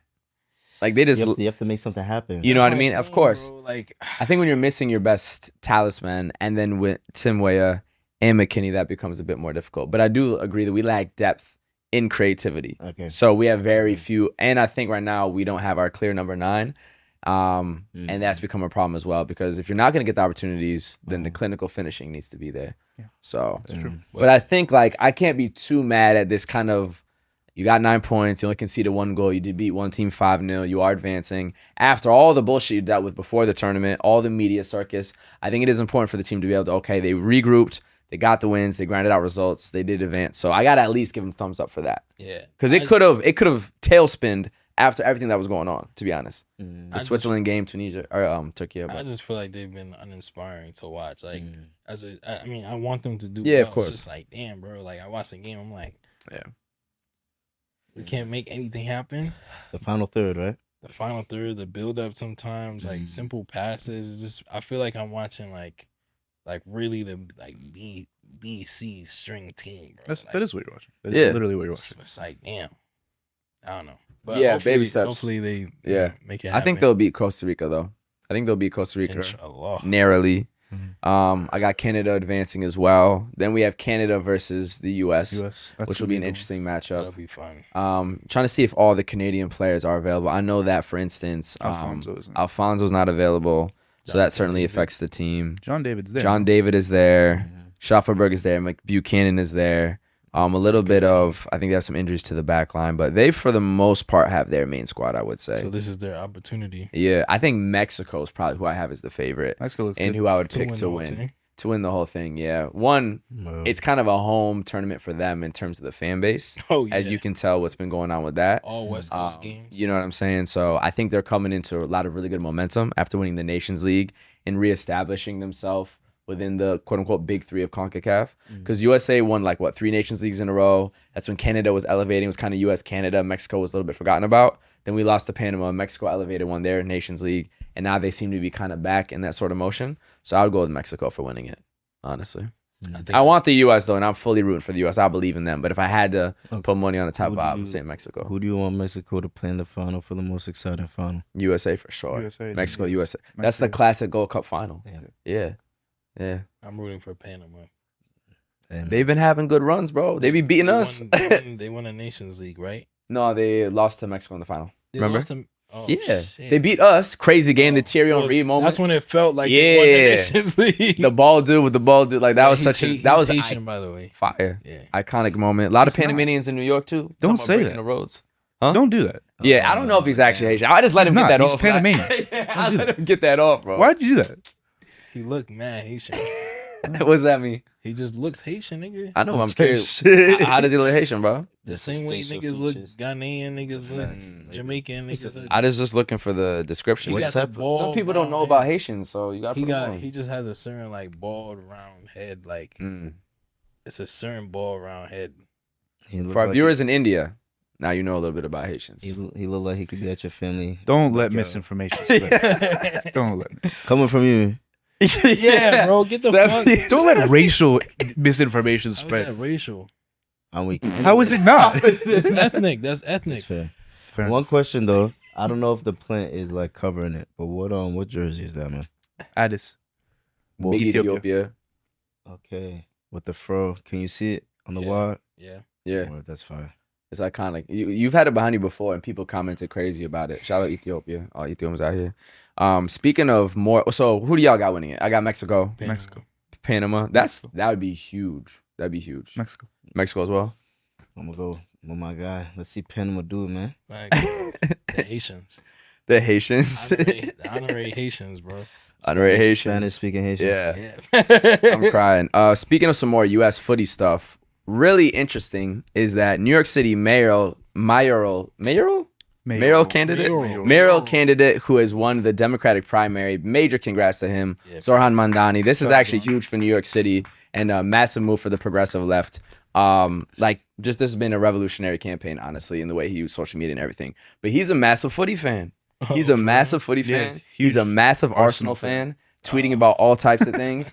Actually, different people that we know, like DK and Robbie, I believe, have met him at different footy events, and he's pulled up to their real community stuff. That's fine. So the fact that he's, first of all, just such an amazing candidate, but actually loves soccer and is a passionate Arsenal fan, in a detailed way, I think it's just mad cool. Yeah, it's the only flaw about him. He's an Arsenal fan. Arsenal Twitter fingers. Heavy, bro. He was talking about Aubameyang, all type, for real. He really is passionate about Arsenal and football. Yeah. We know how to lose. Listen, Wish. he's getting the trophies that they not, bro. He figured out how to win. You know what I'm saying? He might have to switch Hey, his fan base after That's that. an important I just thought it thing was to mad learn. You cool. have to suffer in life. And it's been cool too See, I'm because saving it, Seb.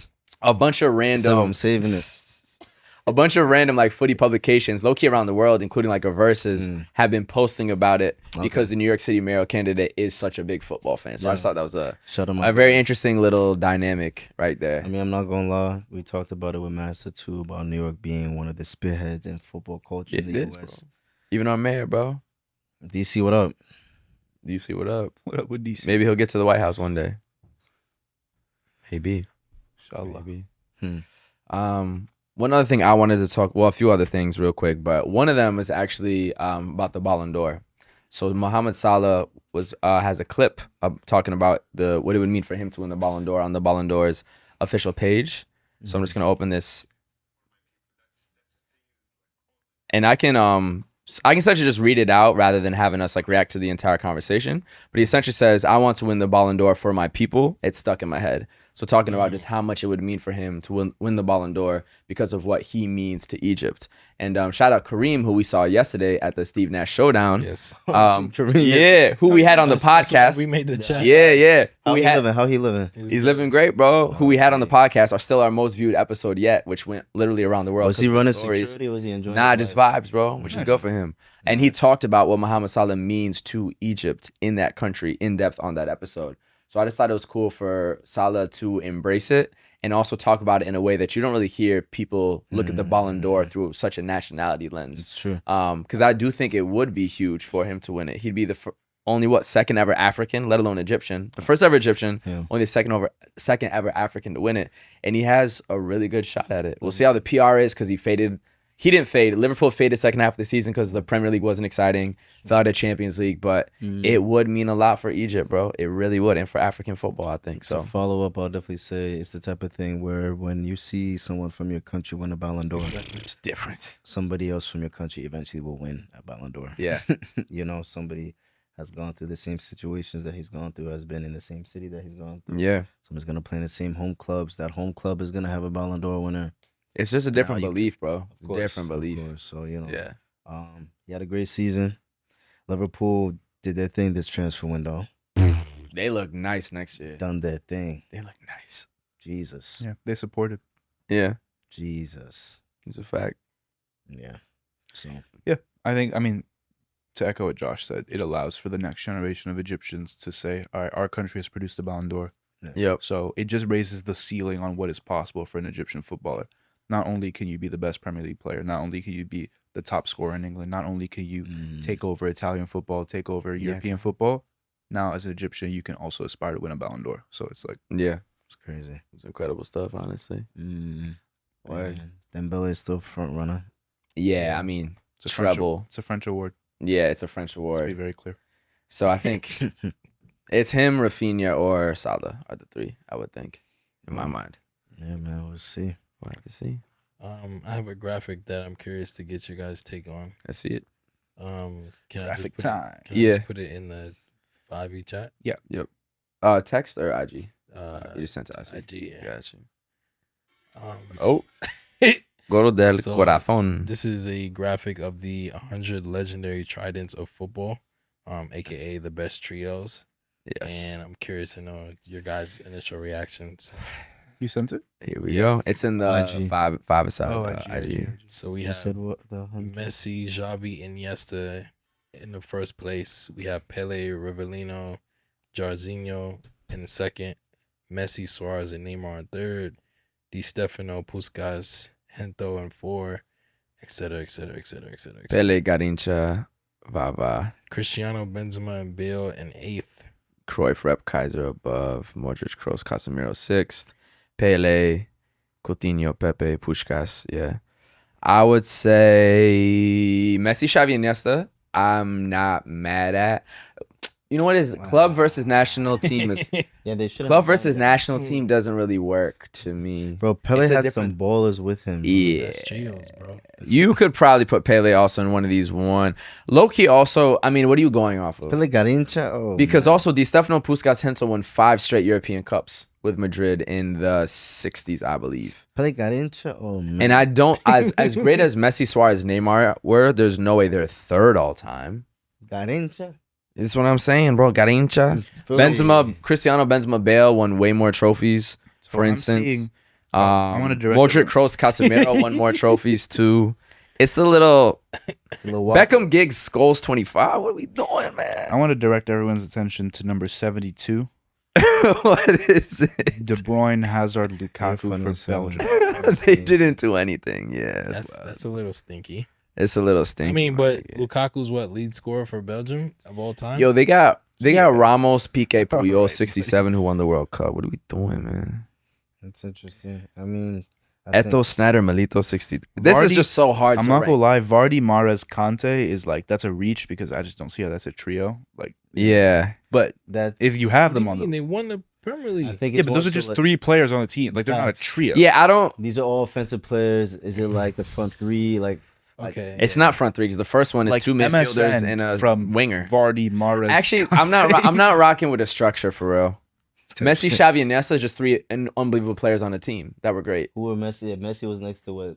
Who were the two players? Exactly. They were behind. Messi was up here. That's not a trident. And then you got that is. It's a triangle. but two midfielders. No, you're just it's picking in three players. But it's in comparison. So there's a trident, which is the pivot. But then there's first is Ronaldo, Tevez, and Rooney. That's the front top. three. So it's just like if it's more uniform. It feels a bit scatterbrained. Yeah. And it's just cool, like though. it's cool. And to be on some real shit, it's just like they're all. I mean, these top 20 or whatever, they're all incredible. Because how do you truly compare? And if you're not going objectively off of how many trophies they won and things like that, or how many goal contributions, how do you truly? So if we can just look at this top 10, right? Yeah. If we just look at the top 10, Cristiano, Benzema, Bale at 8 is low. Yeah, it's low. Is it? Well, how are they not above Messi, Suarez, Neymar if you're talking strictly trophies? I mean, we're talking like how they play together, Yeah, 4 Champions Leagues. Yeah, 4 Champions League. What are we talking about? Gabe is right though. In a competition I'm a Real against Madrid hater. Barcelona. Didn't MSN win a treble? So no, One. no, They won a treble. Cool. One. 1 Champions League. Madrid won 4 in 5 years. they stay together longer. They stay together longer. What's harder? What's more impressive? No, than 4 Champions Leagues in no, 5 no, years. a treble. You can't force it, but my thing is more so. No. I do what you're trying to do, but I think the one Nigga thing block that shot real quick. No. But the one thing that you can't say is the fact that MSN just didn't stay as long, so we can't even compare for real. That's my problem. Longevity has to be a factor in this, bro. Okay. If you're gonna have Puskas, Hento, and where's the other guy? Di Stefano. I forget. 5 European Cups in a row. Yeah. Like, what we talking about, bro? Yeah. So, if you just mean peak, I mean ability on the pitch, but also some of these, like you said, I don't know if they're truly trios or are they 3 players on a team. Cruz, Casemiro, it's different, man. Even Muller, Ozil, Klose is This interesting. shit is cool though. I won't lie. Muller, Lewandowski, Coleman is 30th all time. Let's I'm relax. not gonna lie, they Let's have relax. Nah, guys. pre. They got Like, you know, Yeah, low-key. 30 all time. All of the That's a little crazy. bro, 30. That was a little crazy. That was a good Muller, spot. Lewandowski, and Coleman 30. That was Bro. That was a little Followed by Pirlo, Gattuso, Seedorf. What are we doing, bro? All right, since we only have 10 minutes. Yeah. I want to put another question in the chat. One question. We'll get into FanFest and we'll be out of here. Okay. Oh, and then we can end with mental health real quick. good shit, man. You know, if y'all niggas give a fuck. No, I'm joking. this was smooth, man. You doing this up? Yeah, one second. Okay, gosh, no, you straight. Wow, look at my Con Ed texts. These niggas are annoying. I'm putting on that AC. It's hot, bro. I'm gonna sweat my crib. Oh, they've been texting about You know Con Ed, man. the heat wave. Yeah. I definitely like get off my dick. City planning and that. One sec. You're Sorry. good, bro. It's the Is this same gonna be in a chat? In the text group chat. I'll Text text group it right chat. Okay. now. 30 seconds. 30 seconds. Little hydration break. Get a little water, grab a coffee, depending on the time of day. When I left Little yesterday, vino. Left from the tournament. Okay, yeah. yeah, I went to the train. The train said 4 minutes. It came in 16 minutes. New York? The train- Bowery? Yeah, Bowery. No. The F. At Oh, you went to Delancey. Grand? Oh, Delancey. Oh, Delancey, yeah. The F was running low. Running delayed. I finally get on it. Sweaty as fuck. I'm going to Bergen. Yeah. I get to J Street, which is one stop before Bergen. They're like, hey, due to signal issues at Bergen, this train is going back uptown. This is the last stop. So you had to walk get from there. off, Yeah. go get some water real quick, Definitely. and then walk 20 minutes to my class. I was 30 minutes late. I walked in, the professor just laughed.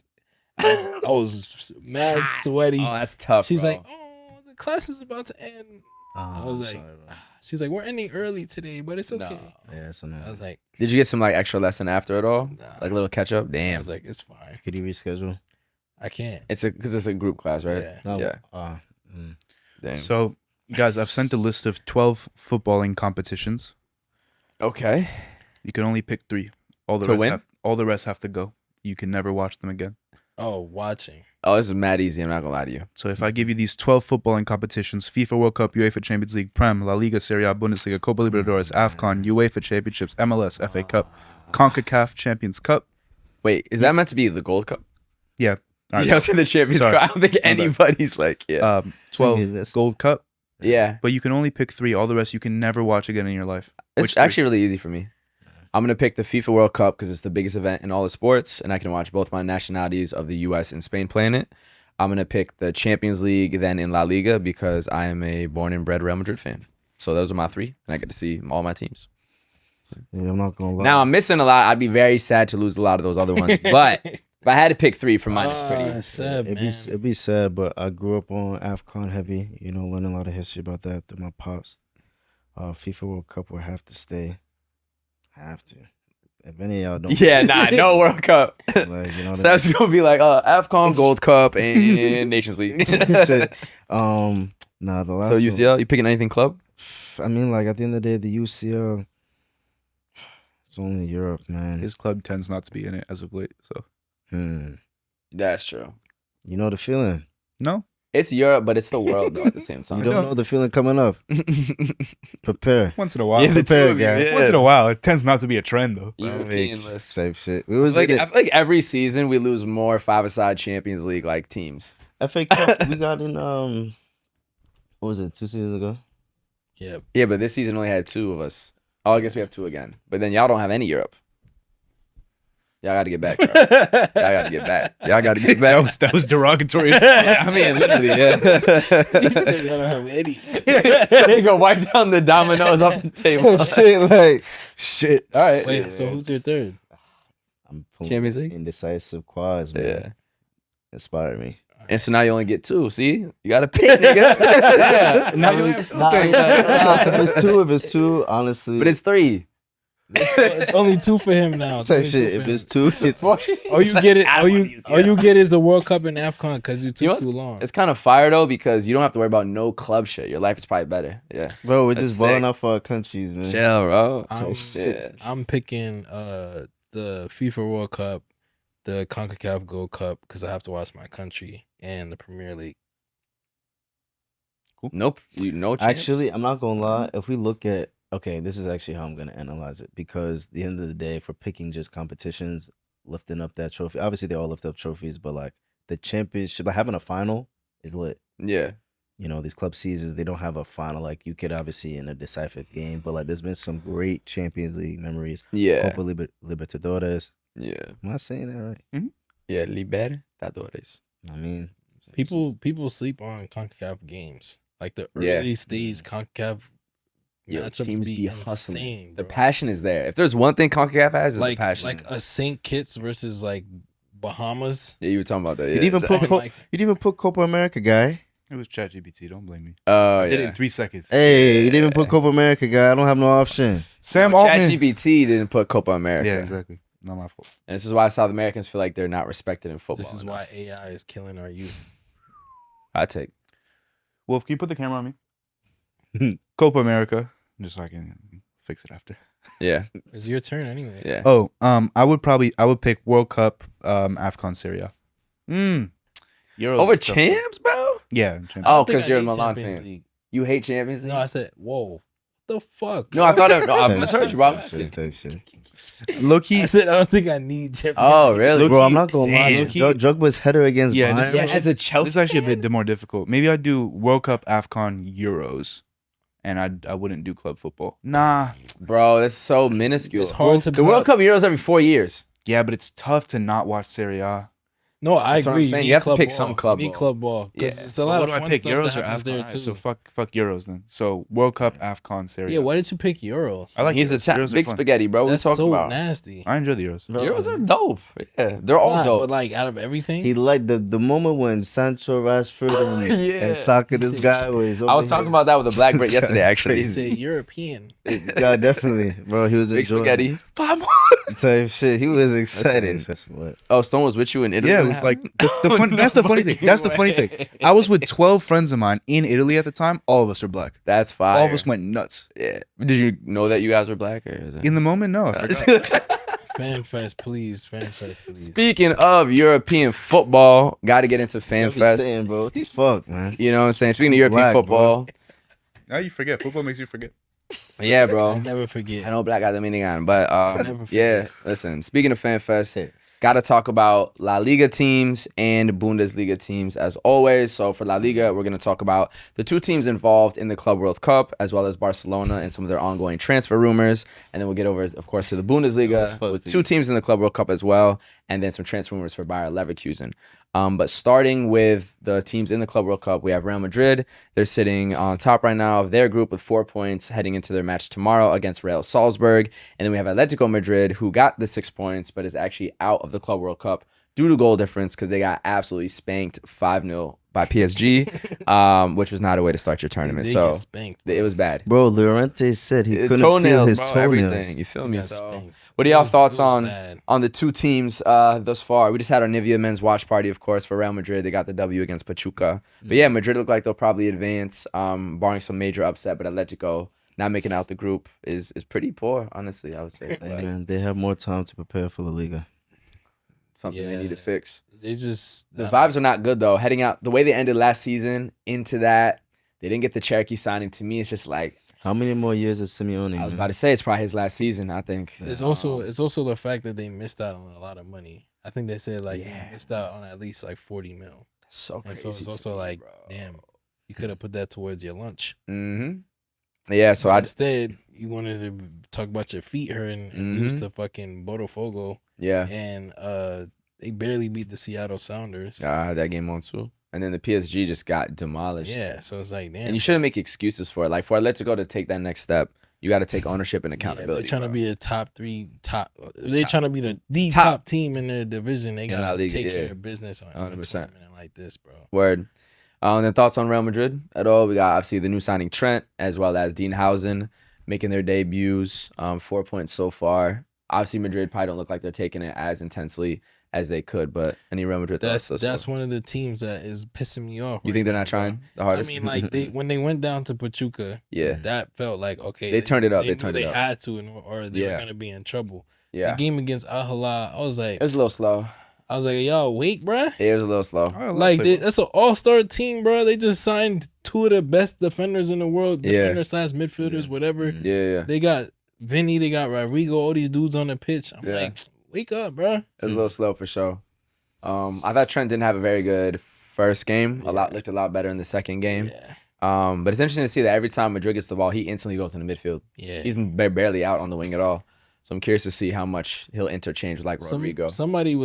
Who was telling me that somebody was talking trash about Nationality, saying that like I told you, Courtois. Yeah. He's like, oh, now we finally have some tactics. He's always had a little bit of Courtois. but Courtois, he's quietly what happened?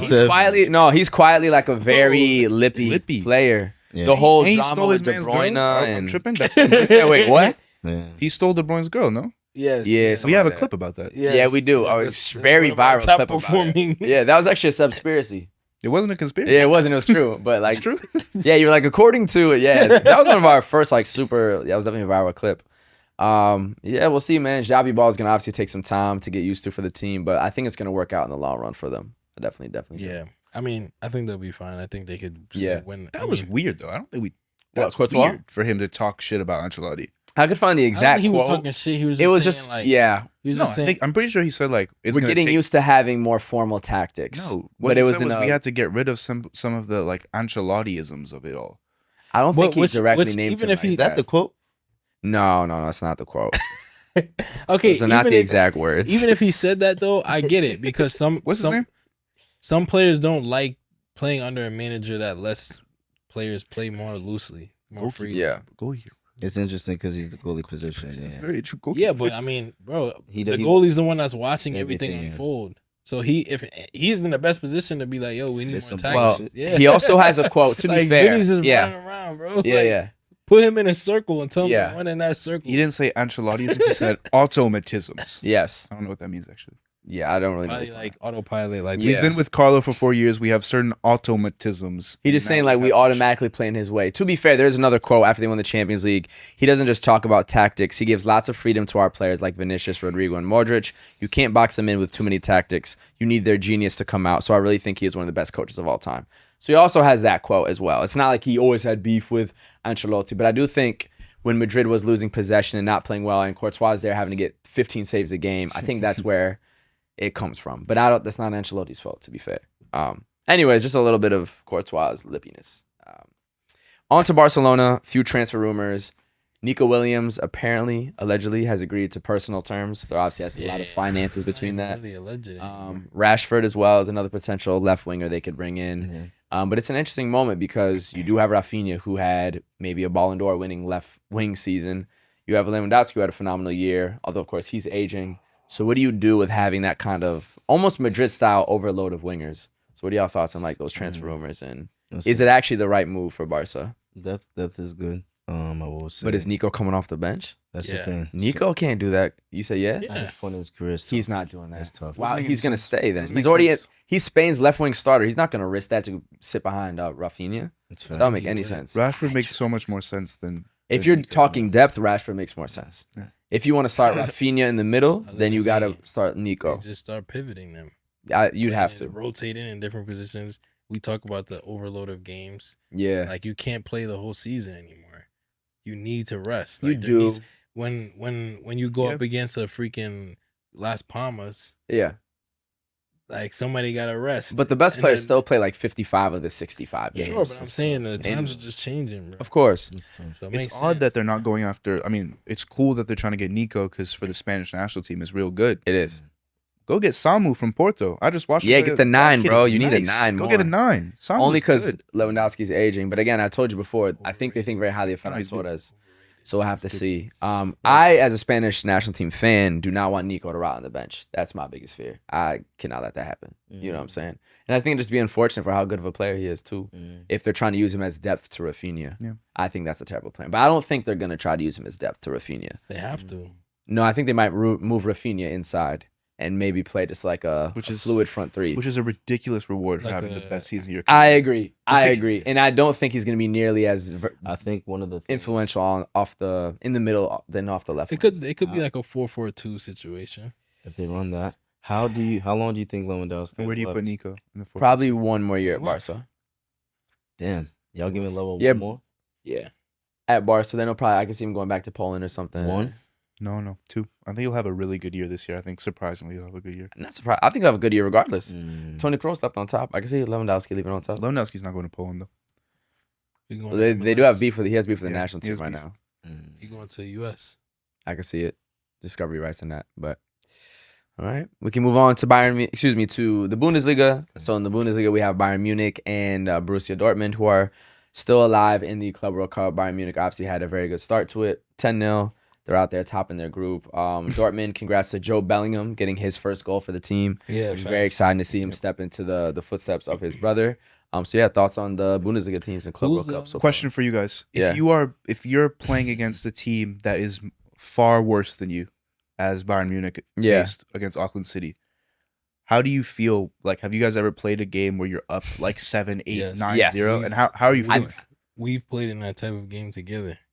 I've beaten a team calm Ross? 12-0. Right. We've had some 12-0 wins. And like, what's the mentality? Why do you keep going? What's the point? You got to, bro. I mean, there is a Foot on the certain gas. There's a certain level. Is it more respectful or less respectful? More respectful. It's disrespectful if I take the foot off the gas. Yeah. in terms It of, is like, okay. If you start just trying to, nah, this ain't a training session. It's if a I game. treat you like a kid, like Yeah. we're here to compete. At the end of the day, I think there's a way to disguise it well by keeping the ball moving in like a progressive manner, but like at the same time, too. You got to score. Like Yeah. coach might be like, "Oh, you need to take like X amount of touches in the box, or like X amount of passes before you shoot." There's some JV versus varsity shit. It's true. No, we I used to know. take, we used to take players off. Yeah. I know, yeah, or like I remember those Play rules. with 10 voluntarily. Yeah. Nah, for Um, sure. That's disrespectful as fuck. Play really? Voluntarily. If I'm playing against you, and Yeah. you sit a man down. Now you gonna be a man down with a red card for sure. Imagine some, bro. Really? Yeah. And what That was happened pretty after the standard. 10th man? Was it more? I remember playing. I'll name the school. Flint Hill. Fuck. Flint Hill. 9 on 11. Jesus. Spanked them. Yeah, some teams is doo doo for real. But back to the Club World Cup though. Bayern Munich. That was Club World Cup. No, of course. FanFest. For the FanFest viewers. 9 versus He 11. said, "Fuck my topic." Yeah, I was trying to. No, it was good. I I like appreciate it. it. I appreciate it. No, bro. it was good, bro. It was I good. appreciate it. And we've all experienced it. It's facts. No. 9-11 is crazy. Though. No, I mean, I think it's cool. I think Bayern's had a good tournament so far. They've been able to show, their levels. But I don't know if they've gone through first. I think Benfica beat them, right? Yeah, Benfica. So Benfica went first. Yeah. Oh, I'm Bayern tweaking. second. I mean, Let me it's see what okay. standings. I think it's okay. I think at the end. Oh, you're right. You're right. I totally missed that. So who do Bayern play next? Do we know yet? I'm gonna look at the bracket real quick. Bayern Munich play I think it's Flamengo. Oh, fun one. That's a good game at Yeah. Hard Rock Stadium in Miami. Oh yeah, That's where they played Boca too, right? It's Nah, it's gonna be up. This guy's stupid. What about playing that night? by beating Bayern, they bypassed that and got Chelsea. Benfica. Benfica, yeah, because it would have been Bayern Chelsea. No, I'm saying by Benfica beating Bayern, they bypassed Say that 3 times fast.